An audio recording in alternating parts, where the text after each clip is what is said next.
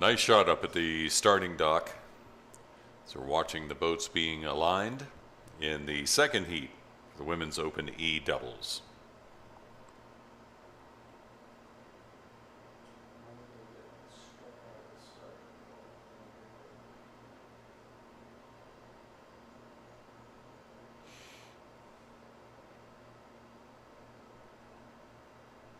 Yep, you can start to see the boats start to lock on there. One of my favorite moments is the start. I know it can cause a lot of anxiety for different crews, but from here, the most amount of possibility is an option. Looked like the Alexandria community boat got off to a good start in the second heat of the open doubles for the women in category E. Very good start. The lineup here is a boat from Dawn in lane 2, currently in second place, Michaud and Fakani von Buren. Baker and Mintier from Rocky Mountain Composite in lane 3, second over from the right. Grand Rapids represented in lane 4 by Christensen and Bennett. Lane 5, it's Masters Coaching LLC, Tolson and Hamilton rowing there.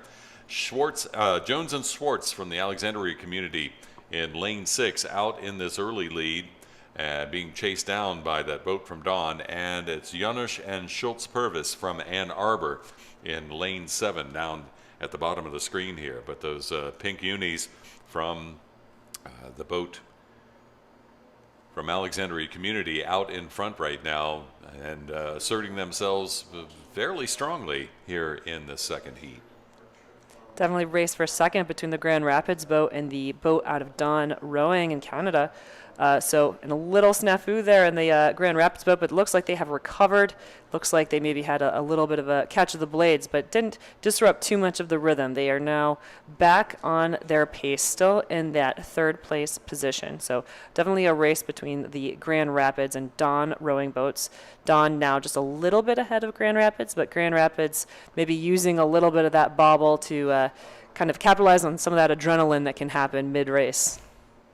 Rocky Mountain Composite being able to make up a little ground on that boat from Grand Rapids with that little bobble, and that's all it takes on any given day.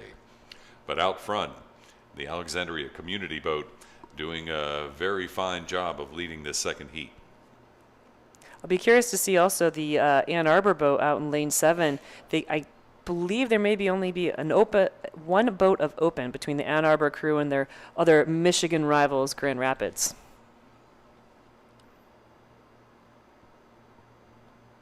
There's some great racing in Grand Rapids when the 2019 Masters National Championships took place. Unfortunately truncated by some bad weather on the final day, but great racing all through there up in Grand Rapids. Yeah, a great river to row on. Lots of youth programs and masters programs coming out of there. Also, where Ann Arbor rows, the Argo area, they've got a slew of juniors and masters that row out of there. The University of Michigan men not too far from them. So little Michigan enclaves rowing against each other here in this second heat of the Women's Open E doubles. So as we look down at this boat from Alexandria, what do you see that they're doing right? Well, initially I see a lot of great blade work together. You can watch a little bit of that backsplash, great catches of the stroke seat here in this Alexandria crew. But then just the timing of it. So their catches being together. Also, you see that they place the blades, and then if you look at their bodies, it's just like a nice calm push with the legs. So not a lot of opening initially. So I think they're maximizing that leg drive very well together, and then their lengths are matched as well. Grand Rapids continues to be in second, while the Alexandria community is dominating this race.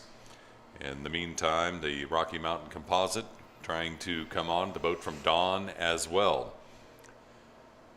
As they come down to the line, it will be that boat from Alexandria community, Jones and Schwartz, who will capture the second heat in the women's open double.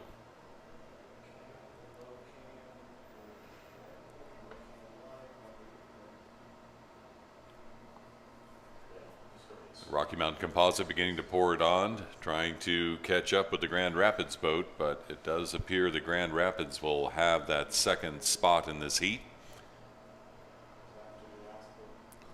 Then the boat from Dawn.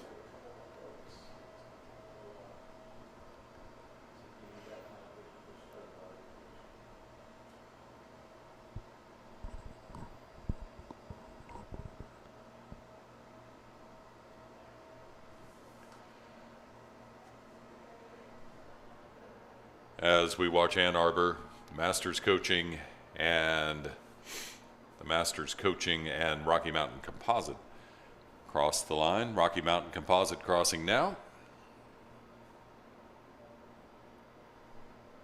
I think great race on the part of the Grand Rapids crew. You know, they had a little bit of a bobble there, maybe about a third of the way through the race, but they were able to recover nicely and then use that as fuel to just kind of come together and really push ahead. So as a reminder, they were solidly more in third at the halfway mark, and they were able to push past Dawn Rowing out to their side to take second in that race.